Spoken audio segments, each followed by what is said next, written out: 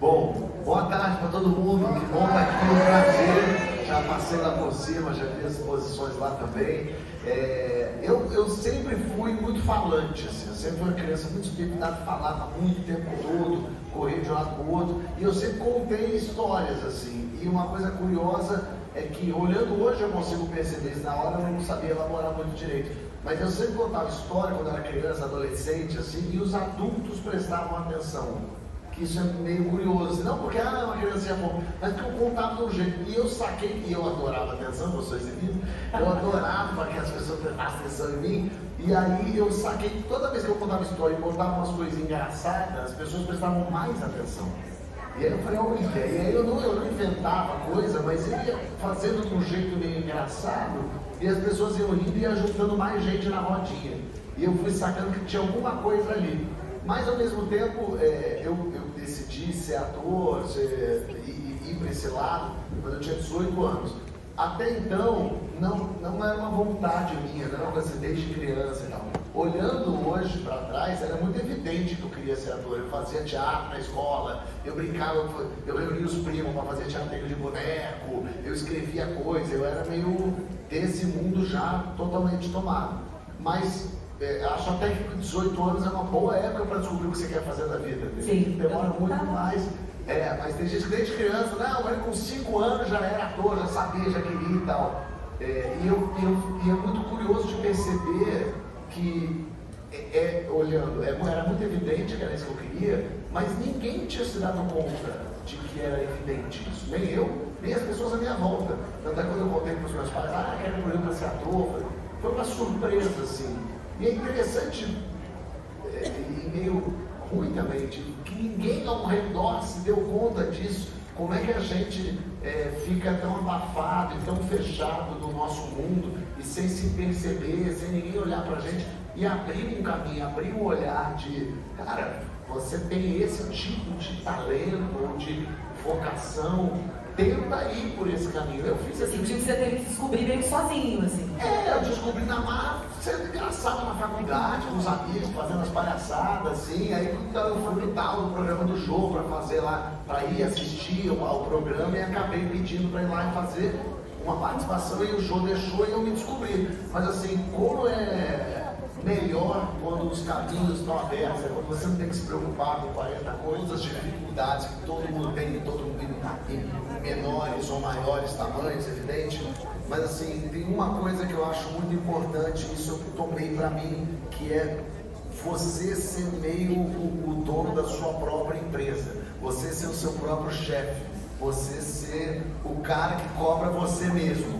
Isso é muito difícil, porque a gente tende assim a enganar um pouco. Você tem uma ideia e está truncando ali, está parado ali, acha gente, conversa com gente boa, com gente legal, com gente do meio, mas até com gente de fora também. Você pode ter uma pessoa, digamos, eu sou ator, então não tem nada a ver com, sei lá, advocacia, mas eu posso conversar com um amigo meu advogado, que eu acho um bom advogado, tem uma boa cabeça, sobre questões, sobre o que eu estou pensando em fazer na carreira. Ele pode ter um olhar de fora, ele pode falar muita bobagem, você tem que saber filtrar, mas ele pode ter um olhar de fora de uma coisa que você nunca pensou e seja muito importante. Então, eu falando de empreendedorismo, eu sinto que você gerenciar você mesmo primeiro e você encontrar gente que você possa trazer para junto.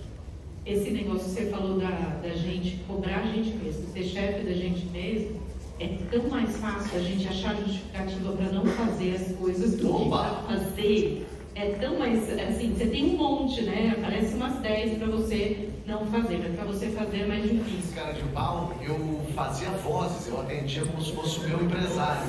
Você vai ter que fazer isso pra gente agora, você sabe? Eu me divertia muito, porque eu ligava um número que queria contratar meu show.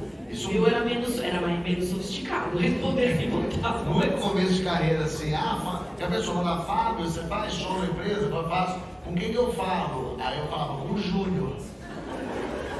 A pessoa me passa o telefone do Júnior, aí eu passava um outro telefone. E aí, que minha tia tinha um telefone, eu falei, tia, eu vou passar o teu, tá bom. E aí eu atendi e fazia a voz, oi, boa tarde.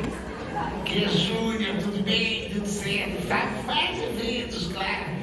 Só que aí eu resolvi, eu perdi a noção, comecei a fazer outros tipos de voz. Aí ligava um outro evento, oi, aqui é Júnior, como é que que eu comecei a esquecer que voz eu fiz para cada pessoa. Então a empresa me ligava, oi, tudo bem? Júnior? É isso? Júnior, o Bernardo Fábio? Eu falava, ele mesmo, pode falar. Aí eu começava a tentar testar as vozes, muito triste. Muito triste, a gente não tem jeito. Existe hoje o pró e o contra, né? Assim, lá atrás, ou você estava na Globo, ou você não estava em lugar nenhum, ninguém sabia que você existia. Era muito raro alguém conseguir ter algum sucesso se não tivesse na Globo. Hoje a coisa pulverizou. Que bom, é bom que tenhamos muitas possibilidades. Mas ao mesmo tempo significa que a concorrência aumentou. Porque antes o produtor de conteúdo é quem tinha uma câmera. Hoje em dia qualquer ser humano tem um celular. E hoje em dia tem mais celular que gente no Brasil. Então, todo mundo é um potencial competidor seu. E você consegue ser um self-made man, porque você faz o seu vídeo, você posta na sua rede social. É tudo de graça, você filmou de graça, você postou na rede social que é de graça, entrou lá de graça, apareceu, as pessoas estão te vendo. Então, mas isso traz um lugar que você não precisa de aprovação de ninguém. Ótimo, mas péssimo também. Porque é bom, ainda mais quando a gente está começando, a gente precisa que gente boa nos assista, nos veja, nos entenda e critique, e fale coisas, detoques, fale mal, diga que isso é impossível, não dá. Até pra gente falar, não, mas eu quero, mas eu vou. Hoje crítica virou hate, né? Você fala, ih, não quero te ouvir não, tá me criticando. Exatamente. E até porque você tá ali, quando você faz um conteúdo, você acha que aquilo é a melhor coisa que você pode fazer. Ninguém fala assim, hoje eu vou fazer um conteúdo horrível. Nossa, muito sem graça, péssimo, vou lançar. Não, você pensa, vou fazer um negócio muito engraçado, eu tive ideia genial. E aí quando você bota ali e as pessoas assistem, você fala, não foi tão genial assim, não deu tão certo. E a gente, quando não tem ninguém para ali do lado, para fazer todo o processo até chegar para publicar aquilo, a gente tende a primeira coisa, não, vocês que não entenderam, vocês que não sabem, vocês que não querem, a gente acha que sempre a culpa do outro nunca é nossa. Então a gente tem hoje essa possibilidade excelente que é poder produzir o conteúdo do jeito que a gente quer, como a gente quer, postar do nosso jeito. Tanto que quando você vê as pessoas que estão surgindo hoje, as pessoas famosas que vão surgindo, na minha época, o que se falava era assim, agora desses atores de Malhação. Malhação, para quem não... Malhação é tão velho que Malhação era novo na época. Fazer malhar. Era um negócio meio, que loucura fazer exercícios físicos. E aí na Malhação aquela conversa era, agora ficam botando esses atores bonitinhos aí que não tem talento, não são atores, não sabem nada. Isso era a grande revolta da época. Imagina, mal sabia que mal sabia mesmo. Coisa. Exatamente, chegaria no TikTok. Mas a verdade é que sempre haverá reclamação de, pessoal que não está interessado. Mas para criar alguma coisa, assim, para falar de criação, eu hoje, como é que eu penso? Eu penso assim, o que eu quero fazer, o que eu sei fazer, o que não está sendo feito, ou porque não existe, é mais difícil, porque daí você vai inventar a mesma roda, ou porque parou-se de se fazer e que agora pode voltar com tudo. Então, entender o que está acontecendo à nossa volta e entender o que a gente quer fazer, pode haver juntar o útil ao agradável. Então, para falar de que história é essa, eu estava fazendo um talk show meu na Record, eram 3 anos de talk show, o talk show estava indo bem, estava lá dando audiência, estava ganhando dinheiro, estava super legal, e eu comecei a achar que eu meio velho. Eu fazendo a mesma coisa, um talk show, todo mundo tinha um talk show, e ainda não tinha nem começado a onda de podcast, eu comecei assim... Foi antes, né? Foi uma coisa ali que eu comecei a perceber que está todo mundo dando entrevista para todo mundo em tudo que é lugar, não tem mais a novidade, porque quando tinha um só, né, quando era o Jô Soares, então você ia ver lá, caramba, olha a Fátima Bernardes dando entrevista no Jô, ela não dá entrevista em lugar nenhum, agora ela dá entrevista em tudo que é canto, ela vai nos podcasts, ela dá entrevista, então... perde um pouco a magia de entrevistar a gente e tal assim. Eu comecei a achar que eu estava dando meio velho, meio na cauda do cometa. Eu gosto de ser a cabeça do cometa. E eu acho que isso é importante também, né? Olhar e falar, olha, acho que isso aqui não tá tão legal, apesar de estar estável, que é o que você falou. Tava tudo certo, você tava bem ali, mas foi o seu próprio incômodo que te levou a esse outro lugar. E aí eu fui embora. E aí eu ainda tinha mais um ano de contrato, se eu quisesse estender, a Record queria estender, eu falei, não, mas eu não quero. Como assim? Quer dinheiro? Não, não é dinheiro, eu quero tá velho. Eu não quero mais fazer um negócio que tá aí, tá bom, mas já vai ficar ruim. Tá legal, mas já vai cair.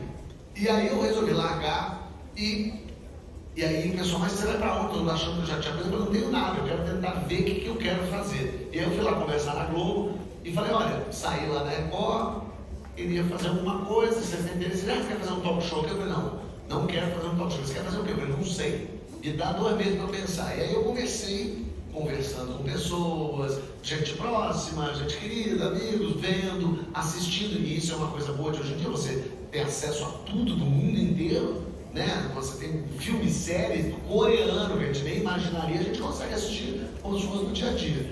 Então eu comecei a assistir, ver o que está acontecendo e comecei a pensar. E aí eu elaborando, eu gosto dessa palavra do elaborar, porque é isso, é a gente concatenar, né? Juntar coisas, juntar as informações que a gente absorve e tentar ver tudo, o que isso faz sentido. Eu comecei a pensar, o que eu sei fazer? Eu sei contar história, eu sei contar piada, eu sei melhorar a história das pessoas, eu sei quando as pessoas contam uma história, eu sei ouvir. Eu falei, então eu fui juntando, o que eu sei fazer? Eu sei improvisar. Então, ao invés de pensar em entrar num formato, eu falei, eu vou criar um formato para entrar em mim. Eu vou pegar o que eu sei fazer e transformar o formato para mim. Você sabe, outro dia eu coleciono minhoca, coleciona minhoca, eu tenho minhocar em casa. Essa maluquice, essas curiosidades. Que a gente no dia seguinte fala, pô, tu viu outra entrevista lá? O cara coleciona minhoca, o cara doido. E o filé mignon da entrevista eram as histórias. Eu falei, opa, então peraí. Então eu quero fazer um programa só com filé mignon e tentar moldar esse programa para eu colocar o que eu sei fazer. Não adianta querer que eu faça um negócio em imitações. Eu não sei imitar, entendeu? Não adianta querer isso. Não adianta que eu queira fazer uma entrevista jornalística. Eu não sou jornalista. Então eu juntei o que eu sei fazer com o que eu senti que não estava tendo, porque a entrevista todo mundo estava dando, mas história específica não estava acontecendo, e inventei esse troço. E aí quando eu contei isso pro GNT, eu falei, gente, eu tenho um programa, eu já sei um programa, as pessoas vão contar a história. E a pergunta de todo mundo sempre assim, mas é o quê? Vai ter um game de história? As pessoas vão disputar qual é a melhor história? Vai ter no final, você vai contar uma história de mentira, todo mundo tem que adivinhar. Não, gente, é só contar a história. É só sentar e contar a história. E não é tão simples, né, contar a história. Tem isso também. Tem isso. E aí o GNT topou, a gente gravou e eu sempre quis fazer um programa que tivesse a história dos famosos, mas também de anônimos. Porque é isso, o mote do programa é que todo mundo tem uma história para contar. E então vamos juntar a Cláudia Raia com a Cláudia que vende picolé. Ela tem uma história. E muitas vezes as histórias da plateia são melhores que as histórias dos famosos. Então é muito legal poder juntar todo mundo e fazer esse balaizão e fazer um programa que tem a ver comigo, a minha cara, tá tudo misturado, tem todo tipo de gente, história de todos os tipos, o programa é diverso, é colorido, é isso que eu queria fazer. Então tudo isso para dizer que é um programa que tem a minha cara, que tem a minha verdade, e essa palavra é uma palavra que ninguém muito, mesmo a televisão sendo lugar da mentira, é tudo aquilo mentira, né? Mas, quando você faz de verdade... Você está entregando, Fábio. Quando você faz de verdade, tem uma coisa muito curiosa que a plateia pode nem entender por que ela está gostando daquilo, mas tem uma coisa meio inconsciente que ela entende que aquilo é de verdade. Eu gosto quando a pessoa encontra comigo e fala, você é igualzinho que você é na TV. Eu falo, que ótimo, porque na TV eu sou eu mesmo que estou fazendo. Eu não estou fazendo o título, o negócio. Não, eu estou aqui, assim como eu ouço história na TV, eu ouço história na plateia. Eu me embrenho, eu me misturo, aquilo tudo que eu faço, porque eu sinto que isso faz diferença. Não pensando em empreendedorismo, quando é a sua verdade, o que você quer, o que você tem vontade, o que você estuda. Porque às vezes assim, você nunca... Não sei se existe uma pessoa que fala, meu sonho é fazer panela. Não sei se tem uma pessoa. Mas de repente a pessoa sabe que ela tem uma vontade, ela sabe fazer esse troço, não estão vendendo panela por aqui. Opa, isso aqui me interessa. Né? Porque é diferente, eu quero ser ator, sempre quis ser ator. Tudo bem, que maravilha, a gente quer sempre quis ser matemático, sempre. Mas às vezes não, a vida nos leva para lugares quando você vê, você está vendendo panela e gostando de vender panela, um troço que você nem imaginou que você queria fazer. E às vezes ele dá com frustração. Não. Eu estou no palco ali com o microfone contando piada. A pessoa olha e fala assim, pô, isso aí é meu tio Haroldo faz, pô. Ele é engraçado no churrasco, ele sobe lá. Aí quando bota o tio Haroldo em cima do palco fazer, é horrível. Por quê? Porque o tio Haroldo não escreveu um texto, o tio Haroldo não tem a percepção do que é, não assistiu nada de comédia. Então, sempre que a gente olha de fora, a gente sente que a pessoa está ganhando mais dinheiro do que ela está mais feliz do que ela está, e que as coisas estão sendo mais fáceis e dando mais certo do que na verdade estão. Não só, então a gente tem essa expectativa equivocada quando a gente entra no negócio e fala, então era isso. Mas tem uma coisa também, além de tudo, né, empreender, querer, tem que ser, claro que existe um grau de sorte, de estar na hora certa, no lugar certo, e a gente não tem muito o que fazer, a não ser de tentar estar em lugares para aquele ser o lugar certo, e tem um lugar de leitura do que está acontecendo, né, assim, quero vender panela, beleza, só que você está num lugar que todo mundo vende panela, que aqui a panela é baratíssima, que é difícil comprar a panela. Cara, talvez não seja o melhor momento para vender panela. Ah, mas é isso que eu amo, vender panela. Então acho um outro lugar que não tenha 700 pessoas vendendo panela. Entendeu? Leia o ambiente e veja o que está acontecendo ao seu redor. Às vezes você tem que ler e pensar assim, não sei o que eu quero, vou ver o que está faltando, que eu vou tentar fazer um troço que eu nem sei o que é. Pode ser, tá tudo bem. Mas às vezes essa coisa, a sua vontade, eu quero vender bolo, eu sei fazer bolo, eu gosto de fazer bolo, as pessoas amam meu bolo, dizem que meu bolo é ótimo. Perfeito, passo um dado excelente, seu bolo é bom, seu produto é bom. Sim. Você já vale. É a primeira coisa. É a primeira coisa. Agora, as pessoas, você está num lugar que as pessoas, você está no spa, onde ninguém come bolo. Ah, não, mas eu vou insistir no bolo, mas você está fazendo uma leitura errada do ambiente. Entenda o seu ambiente, o que está acontecendo. Porque o ambiente não é tão simples como eu estou dizendo aqui, evidente, né? Não é como você no caso fazendo um bolo para um spa. Então, parece que está certo, parece que não está. Quem que está do seu lado, quem que não está, o que as pessoas estão querendo, o que não estão. E hoje em dia dá até para você usar muito as redes sociais a seu favor. Pode até botar enquetes nas redes sociais, Sim. entender o que está acontecendo. Você tem acesso a informações para ler quem vendeu bolo já nessa região, que tipo de pessoas vendem bolos aqui, que diferencial pode ser no meu bolo. Então, ler o ambiente eu acho também que é fundamental. Eu acho maravilhoso, tem que falar. A gente não aprende na escola coisas importantes como falar em público, como vender um projeto, que a gente acha, eu sou meio tímido. Amigão, você é tímido, mas você precisa vender seu projeto. Se vira. Você não precisa ser um ator da vida, tá tudo certo. Mas uma hora você vai ter que olhar para 5 pessoas e falar, olha, o que eu quero o seu dinheiro para investir no negócio? E você vai precisar se comunicar com as pessoas, olhar no olho. E esse é o tipo de coisa que a gente tem que aprender na marra. Porque não ensinam pra gente na escola, não ensinam a gente a lidar com dinheiro na escola, Isso. a investir, a gente sai sabendo báscara, mas não sabe fazer juros, né? A gente sai fazendo coisa que serve para Composto. juros, imagina, a gente não sabe fazer nosso imposto de renda. Vocês viram que com 18 anos tem que fazer um troço, não tá menor dentro que seja. Então, esse monte de coisa que parece que é de outra função, mas eu quero vender panela, por que eu preciso falar em público? Bom, porque você precisa vender para alguém. Ah, mas você é o vendedor. Sim, mas você vai precisar fazer uma reunião de negócio, vai precisar apresentar a planilha. Sim. Aquele trabalho de ciência que ficava uma pessoa com a cartolina e você atrás mudo, você não pode ficar mudo, porque a panela é tua, você precisa ir lá vender. Então tem esse monte de coisa que que a vida não ensina pra gente onde deveria, que é ali na escola, para justamente fazer com que sejamos diferentes. Na escola, as escolas tendem a querer que todo mundo seja meio igual, né? Pastiche, assim, todo mundo nota 6, passa no mesmo vestibular, tá ótimo, só sai daqui, aprende a ler e escrever, pelo amor de Deus, para de mexer o saco.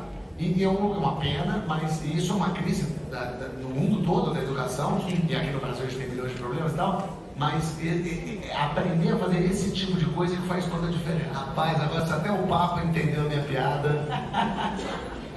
Foi muito legal, foi um encontro de comediantes com o Papa. Pela primeira vez na história, o Papa, o Vaticano recebeu comediantes. Acho que se esse encontro fosse há 200 anos a gente teria sido queimado. Mas dessa vez a gente foi recebido pelo Papa, que falou coisas muito bonitas, assim. Foram comediantes realmente do mundo todo. O Whoopi Goldberg estava lá, o Chris Rock, o Jimmy Fallon, estava a Dona Florinda lá, Rio de Janeiro. E, enfim, eu fui junto com a Cacau Protásio, maravilhosa, a Cris Wesson, fomos representantes brasileiros conversar lá. Na verdade, eu ouvi um pouco, o Papa foi, claro, é uma coisa mais simbólica e tal, mas ele falou coisas muito legais, do tipo, é possível fazer piada com tudo, inclusive com Deus. que inclusive os judeus têm essa tradição há muito tempo de fazer piadas religiosas e brincar e fazer isso com maestria, e que quando você faz uma pessoa rir, se você não estiver humilhando ninguém, evidentemente, ele fala isso, você está fazendo Deus rir. E eu acho que é um pouco esse o lugar, assim, no fim das contas, o olhar do comediante é sempre um olhar diferente do olhar de todo mundo, dentro de uma tragédia, dentro de uma coisa terrível, dentro de uma coisa... Então, como é que você pensou um negócio desse numa hora dessa? É porque eu olho por um outro lugar, eu tento olhar por um outro canto, e a piada vem daí, né? O Chico Anísio falava isso, a comédia de hoje foi a tragédia de ontem. E quando a gente está envolvido emocionalmente com aquilo, dificilmente a gente vai rir daquilo. Porque a gente está realmente muito tocado, mexido e tal. Mas pode ter outras pessoas que estão rindo daquilo. E a risada pode fazer bem para umas pessoas de um jeito e fazer mal para o outro. Então, muita gente fala, é piada com religião, que o Papa não pode brincar com Deus. Não pode fazer piada com religião. Pode fazer piada com religião, não pode propagar ódio, violência, impedir a pessoa de professar a fé dela. Isso que não pode ser feito, né? No fim das contas, a gente está brincando com tudo e com todos e rindo de coisas sagradas, porque a comédia também tem esse lugar da gente poder rir daquilo que não se deve rir, não se pode rir, daquilo que é sagrado. O comediante faz isso, ele brinca com a sala, quando está todo mundo sério, é o cara que fala, mas o rei está nu. E aí todo mundo começa a dar risada, né? Porque é o cara que justamente a pessoa que olha ali e consegue extrair o lugar. Então foi muito bacana ter encontrado com o Papa, ter podido apertar aquela mão macia. Que mão macia! Nossa, imagino, né? Aquilo ali tratado como monange, com certeza. Um Papa fofinho, argentino, simpaticíssimo, a gente conseguiu ainda falar um pouquinho com ele ali. Sim, foi um momento especial, né? Foi muito especial, foi muito especial. O cara é um chefe de Estado, né? E tá falando uma coisa tão importante como essa, reverenciando quem faz comédia e quem faz o outro rir. Eu me senti muito honrado. E de reconhecer o humor nesse lugar que conecta as pessoas, e aí já conecta com a minha outra pergunta. Como você vê e enxerga o humor hoje que é feito no Brasil? A gente tem diversos humoristas incríveis, Tata Werneck, Paulo Vieira e tantas outras pessoas maravilhosas, Ed Gama. Como é que você enxerga o humor hoje no Brasil para unir a sociedade brasileira no momento que a gente está tão polarizado no Brasil, Fábio? Tudo vai evoluindo na sociedade, espero assim, né? E sinto que os artistas, os criadores de material artístico, então livros, músicas, filmes, teatros e danças e afins, puxam essa sociedade para frente, forçam puxam a corda. A sociedade tende a sempre puxar para trás, porque o mundo é conservador, o Brasil também, mas de modo geral todos os países são, não é do Brasil. Ninguém quer mudança, a gente gosta de ver de mudança, de uma coisa nova, a gente está fazendo certinho. Mas a verdade é que apesar da gente estar com medo de mudança, não querer mudança, a gente quer. Querer a gente quer, a gente não sabe ainda o que a gente quer. E está na mão do artista modificar a sociedade, puxar ela para frente. Então fazer umas coisas ousadas, diferentes, esquisitas, estranhas. Às vezes erra. Às vezes a sociedade puxa a corda de novo e ela rompe. E tá certo assim. O artista tem que ser essa pessoa. E o comediante está aí no meio desse balaio. Então a gente tem que poder brincar. É claro que as piadas que eram feitas há 30 anos não existem mais hoje. Assim como a propaganda que era feita há 30 anos não é mais hoje. Assim como o jeito que o médico lidava com o paciente há 30 anos não é como ele lida hoje. Porque estamos evoluindo. Então eu acho que a gente tem que olhar para frente. Não se esquecer de todo mundo que nos trouxe até aqui. E todos os erros que cometeram. E todas as piadas medonhas que eu mesmo já contei lá atrás, na minha adolescência. Coisas que eu perpetuei, mas que hoje eu adulto, que elaboro a coisa, falo, não, mas isso é um tipo de coisa que não se fala mais. Então a gente tenta ir para frente, a gente tenta criar. Eu sinto que o humor hoje no Brasil tem expoentes muito bons. Tem muita gente boa fazendo, muita gente engraçada, muita gente talentosa, jovem, tentando fazer coisas diferentes. É claro, tá um pouco mais chato, mas a gente já passou por uma ditadura, já foi muito pior. Já foi censura mesmo, de o cara ter que fazer a piada por uma pessoa só na plateia, para a pessoa autorizar aquela piada. Então realmente a gente não pode reclamar que hoje está mais difícil, porque não está, hoje está muito mais, está muito melhor. Mas, claro, policiamento, tem as pessoas tentando militar de forma equivocada e muita gente dizendo não pode, não pode, não pode. É muito perigoso dizer não pode. Não poder fazer uma coisa tem que ser uma coisa que esteja na Constituição. Você não pode matar alguém, você não pode caluniar, você não pode... Agora, você não pode brincar com esse assunto, é perigoso. Então é uma censura, né? O crime, né? O não pode. Exatamente. Pode é o crime, né? Perfeito.